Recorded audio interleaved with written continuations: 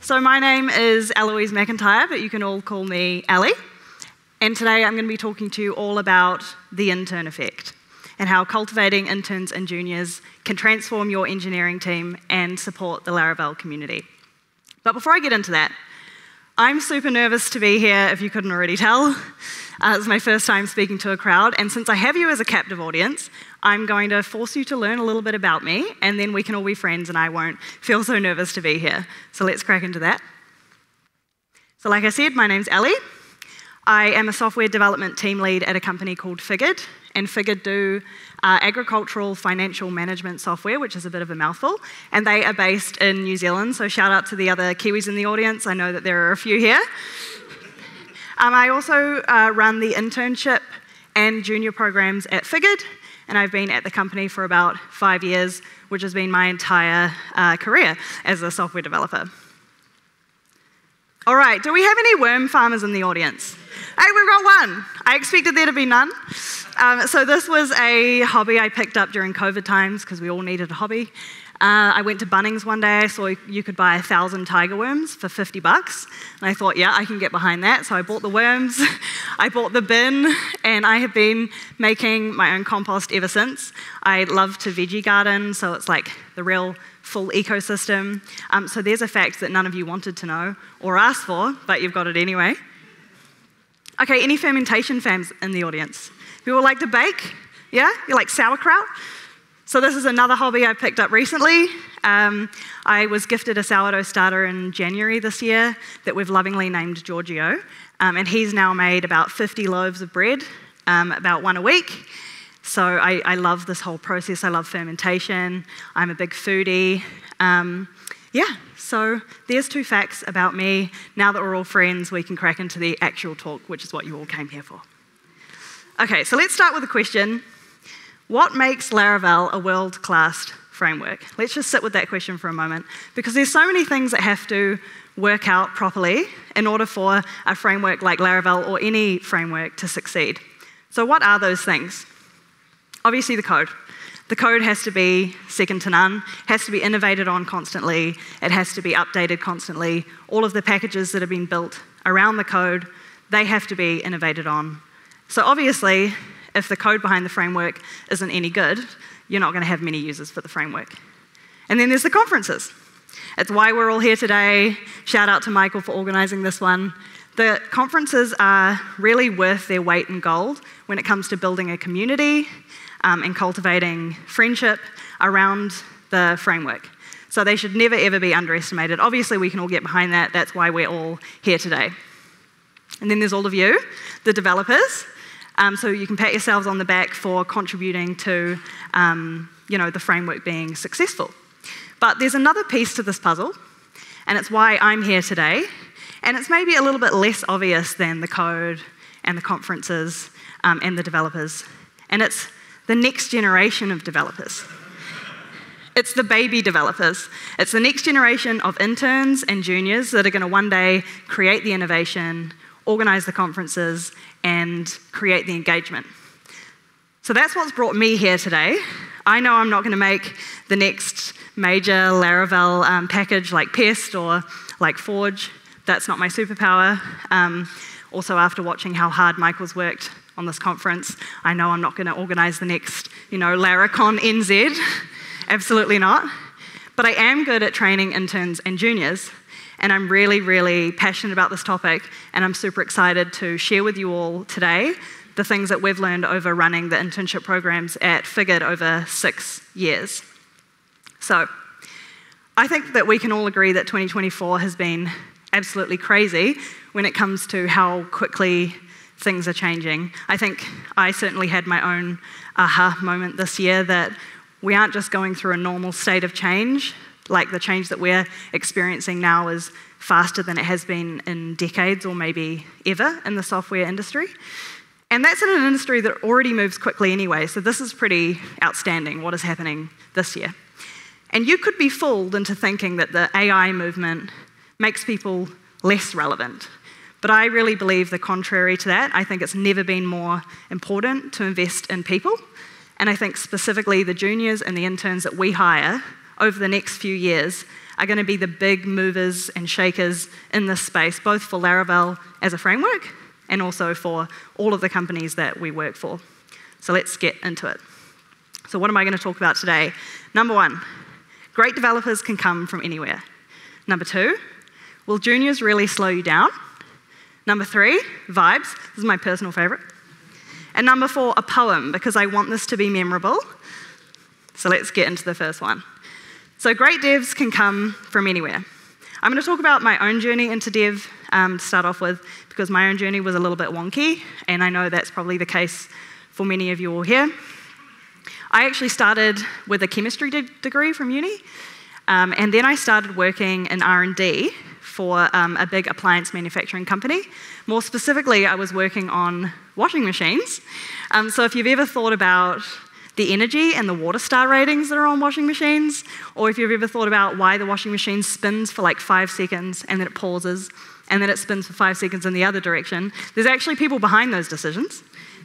And that was part of my job. But I had no exposure to software. I'd never considered it. I was never very good at math, so it wasn't on my radar. It wasn't something I had dismissed, but I just had never even thought about it. And that was until I visited a good friend who worked for a software company, and I just saw how cool the tech industry could be. And I just knew as soon as I walked into their office and saw how cool everyone was that it was an industry that I wanted to be a part of. So I quit my job, and I did a 3-month boot camp, all in JavaScript, and then I started as an intern at Figured. Now, when I first started in Figured, I was in a group of 6 interns, and I felt very behind and overwhelmed. I felt like I didn't have the kind of theory that the rest of them had, who had all come from software engineering backgrounds. And I was very overwhelmed. Like, PHP was brand new to me. And then Laravel felt like this beast that just could not be slain. I remember looking at like the models and the repositories and the services, and then everything needed an interface. I didn't know why. And then don't get me started on the DevOps. Like, I was completely overwhelmed, and I hated it to begin with. For the first week, I was not having a good time, had really bad imposter syndrome, but I had rent to pay, and you girls got grit. So I got on with it. And you know what happened? By the end of the 10 weeks, the technical gap closed. The gap was completely closed. And I was thankfully hired as a junior at the end of the internship. And this was sort of my first experience of the fact that how much technical knowledge an intern or a junior has is a really, really poor predictor of how well that they're going to do in the company and their potential. So for interns and juniors, it's all about attitude. And we've had 25 interns come through our program at Figured, which might not sound like a lot, but our entire development team is under 20 people. So having had 25 interns over 6 years is a lot percentage-wise. And what we've found consistently is that if an intern comes in with the right attitude, it doesn't matter if they have a technical gap, and it doesn't matter how big that technical gap might be. And by the end of the 10 weeks, the interns that excel the most are those that have the right attitude, the right people skills, the right communication skills, the right problem-solving skills. It doesn't matter if they came in with no experience or if they came in with 6 months or a year's worth of experience. So it's all about attitude when it comes to interns and juniors. This was all true years ago, but today it's even more true. And I'm going to keep harping on about this in this talk, that things are changing. No one knows exactly what the software development role is going to look like in a few years' time. But one thing that does feel pretty certain is that our roles are expanding. In the past, we've had some pretty strong divisions between the different functional areas of our companies, so product, development, design, marketing, customer success, you name it. But the way that things are moving, the roles are becoming much more blurred. And as they become more blurred, I think it's the perfect opportunity for us to look for our future interns and juniors within our companies in those non-technical roles. So let's say you have someone amazing in product or customer success. You can see they're looking for a new challenge. Maybe they're a retention risk. Give them a chance in development and see how they do. It doesn't have to be permanent. It could be maybe a 3-month trial. But finding people with the right attitude and the right grit is very difficult, and you do not want to lose these people. So don't automatically dismiss the idea because you think that they can't learn it. Remember that we all learned it from scratch at some point in our careers, and they might surprise you, so give them a chance. So to recap on this point, great developers can come from anywhere. Stop looking at a junior's technical experience when it comes to hiring them. Look at the person. Number 2, give people a chance to pivot. Our roles are blurring, and it's the direction we're headed in anyway. Now, I know some of you might be thinking, Ali, this isn't a novel point of view. We know that people can pivot into tech, probably a lot of you have, and we know that technical experience isn't the most important thing in the world. And you're right, it's not novel. But I had to bring this point home because for me personally, I find that the more experience I've gotten and the further away I have gotten from being that junior, the more I start to default back to, let's take on the intern that's got more experience. And I think the reason why I fall into this trap is because as we accumulate this knowledge over several years, the idea of taking on someone that has no experience at all, it's exhausting. You have to train them from scratch completely. So it's an exhausting thought to think, oh, we're going to have to invest all this time and energy into teaching this person the technical skills. And that is fair. But remember, you might have this junior for the next 10 years in your company, and it's a really bad call to make a hiring decision over a small difference in technical experience, just because that person might have had a slightly worse polished CV or portfolio. Maybe they don't know your stack yet. Maybe they're experienced in a different stack. It's not a good reason not to hire them. And I think we have to do everything we can in the interview process to find out what makes a person tick, what their problem-solving skills are like, everything that we can that is not anything to do with their technical experience. Okay, number 2. Will juniors really slow you down? This is a point that I hear a lot, and I know a lot of you might be thinking, yeah, sure. The idea of hiring some interns and running an internship program or taking on juniors, it's a nice idea, but it's just not going to work for me. My company's too complicated, our problems are too complicated, and it's just not going to work for us. And I understand that point of view, and that may very well be valid. But if you're confident that your company is going to exist a year from now, I'd argue strongly that taking on interns and juniors is going to make your team more effective, not slow you down. And I'll explain why. So developers can be roughly split into 3 groups. You have your juniors and your interns. Now, they're obviously not able to work fully independently. They're going to need help. That's why they're juniors. Then you've got your mid-level developers. They're able to work independently the majority of the time. You can give them a project, and they're going to get it done. They're the pack horses of your team. And then you have your seniors. What separates a senior, I think, from a mid-level developer is that, number 1, they can break down large problems down into smaller problems. And number 2, they often really need to mentor in order to feel fulfilled. And they're very good at that mentorship. So these are the rough 3 categories. So if a junior's job is to work on smaller, broken up tasks, and a senior's job is to break tasks down into smaller tasks and to mentor others, and you don't feel like you can take on juniors into your team, do us a favor and just don't hire either of them. Save your money and hire some mid-level developers. And if you're in the early stages of your startup, maybe the first few months or the first year, and you don't know whether the company's going to exist, then maybe this is exactly what you need to do. But if you're looking at building a team for the long run, this is what good looks like. So you have your juniors learning from your seniors and your mid-level developers. You have your mid-level developers learning from your seniors and teaching your juniors. And the mids in this phase should be learning very quickly because they're being both mentored and they're teaching. And then your seniors are breaking down larger problems and divvying it out into your juniors and your mids. And they're also mentoring both categories. So this is a pretty good model. This is a better model. So not only are you taking on juniors, you're also running an internship program every year. And in this situation, you have your juniors teaching your interns. Why have I made this arrow bigger than the other arrows?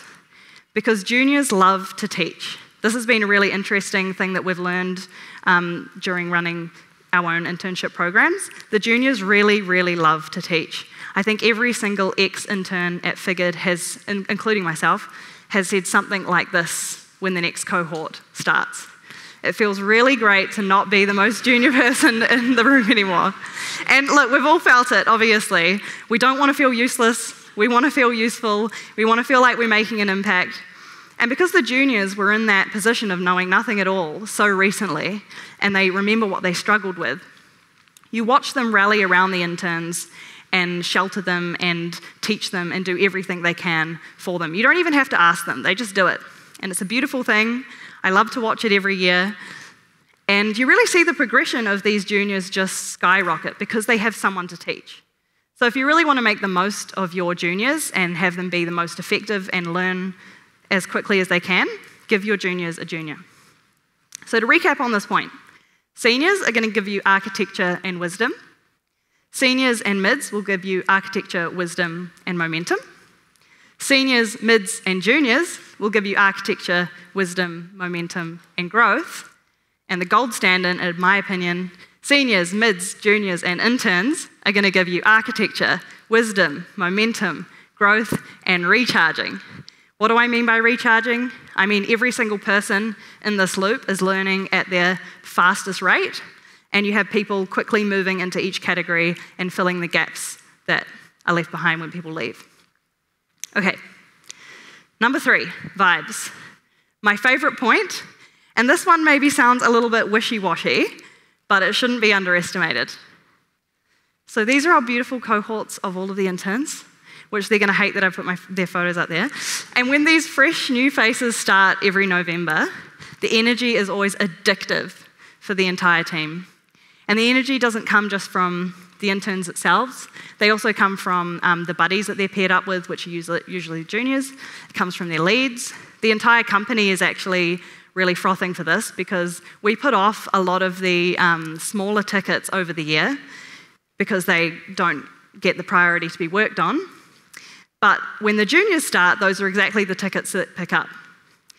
So what happens is we start to see a lot of little wins for our customers because of these lots and lots of little tickets getting picked up and shipped. We actually have a goal for every single intern every year that they ship to production on day 1. And yes, we have a full continuous deployment system, so we ship to production a lot. So every intern, the goal is to ship to production on day 1, even if it's just a text change. And that's really exhausting, but very, very rewarding. And by the end of the 10 weeks, I'm always very attached to every intern, and it sucks that we can't hire them all. But the energy that they bring to the team really is electric. I can't stress enough how great it is for morale. What we've found is that the energy doesn't stop when the interns leave either.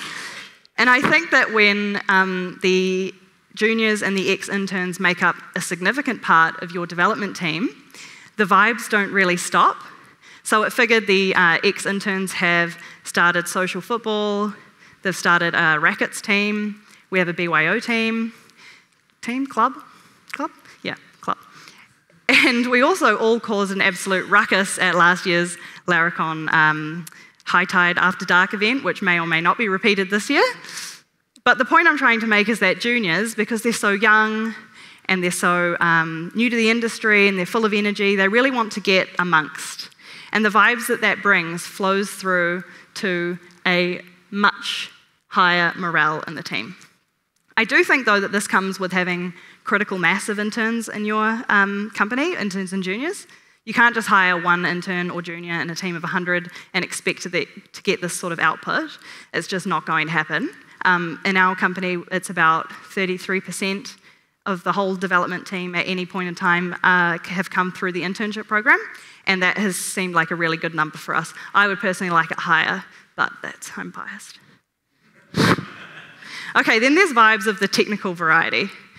So the energy and that passion that the interns and juniors bring, it's not only important from a social and a cultural perspective for your engineering teams, it's just as important from a technical perspective, if not more so.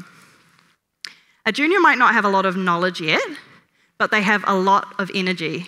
And they're already in this big state of change because they've never really been anywhere permanently. They've just had to start in the industry, or they might be retraining from another industry. So they're going to have a ton of fresh ideas. They're going to have no preconceptions about what's good or bad or what's already been built. They've got no attachment to any of your existing code. They're going to question you all the time, which is very humbling because they're right a lot of the time. They're able to pivot at a moment's notice, and they're able to rapidly change.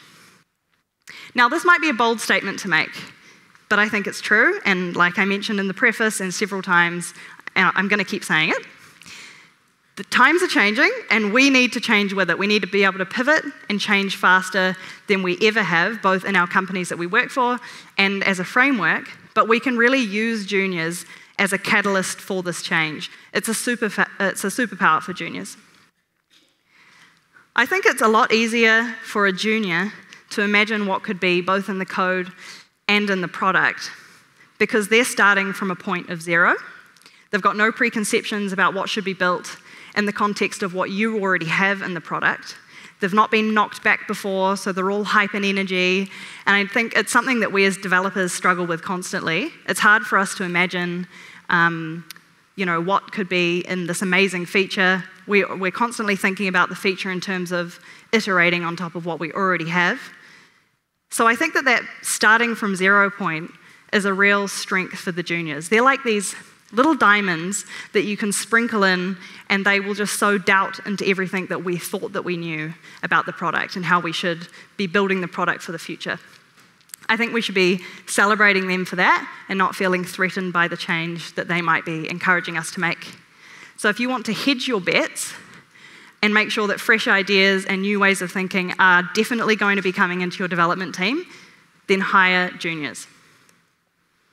Okay, so I'm really hyped to get to this slide because it means it's almost the end, which is a big deal for me, and it feels really good to be here. I certainly never expected that 5 years in to my career that this is where I'll be standing, talking to 400 odd super smart people trying to convince you all about the power of juniors. But it sort of feels really fitting that I'm so uncomfortable to be here, because I think the only reason that I'm able to be here talking to you all today is because I was that junior and I had really great people in my corner pushing me to succeed who are still in the crowd today, following me everywhere I go. And their commitment to me as a junior is the biggest reason why I'm so passionate about the topic now. And I hope you've all been inflicted with just a sprinkling of that same passion, and that you'll leave here thinking about taking those learnings with you. But as promised, a poem, which Claude helped me write at 6 o'clock this morning from my hotel bed, and it's called The Intern Effect. So, fresh eyes, unbound by legacy decisions, ready to question everything. Invest in people because code is just code. Invest in people because solutions can be copied. Invest in mentorship because teaching breeds understanding. Invest in growth because mistakes build wisdom. Invest in curiosity because why leads to why not. Invest in people because tomorrow needs leaders. And invest in people, and those people will invest in Laravel. Thank you.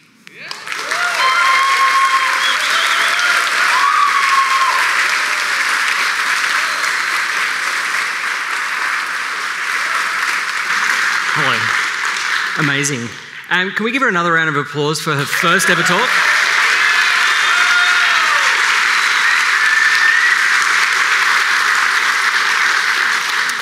We've got a few questions. I'm sure people come and see you in the foyer in the breaks. The two that I think that people have been really interested in, what size company, this is from James, what size company would you say is a good size to start an intern program? Like, what's the threshold? I reckon probably if you've got 10 people in the company, you could take on interns. 10 full people or 10 developers? 10 of everybody. Yep. I mean, we've got 18 developers in our team now, 60-ish people in the whole company. And yeah, we take on, we increase our dev team by about 25% every year just doing the internship. I mean, I think you probably only need a few developers, maybe 3, before you could take on an intern. Mm-hmm. Yeah. Sweet. How do you deal with your current workload and helping to teach interns without feeling burnt out? I guess I do feel burnt out some of the time. Sorry to my team. I feel like you kind of forget about the trauma by the end of the year. Mm-hmm. And then you come around to September and you're ready to get the interns again, and you're like, yay, I'm so excited. And then when they leave at the end of February, you're like, I'm exhausted. Yeah. But there's enough time between February and September that you've forgotten about it, and then you keep doing it. I imagine it's why people have several children, Yeah. Amazing. Thank you very much, Ellie.